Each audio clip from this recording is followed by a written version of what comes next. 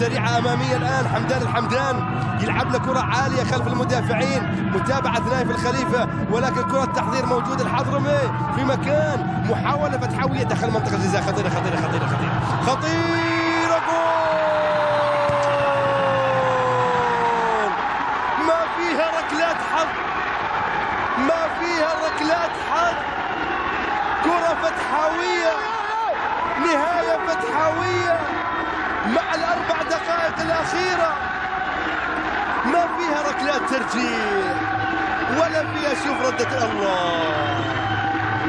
يا كرة القدم، يا كرة القدم، يا من تضحك، يا من تبكي.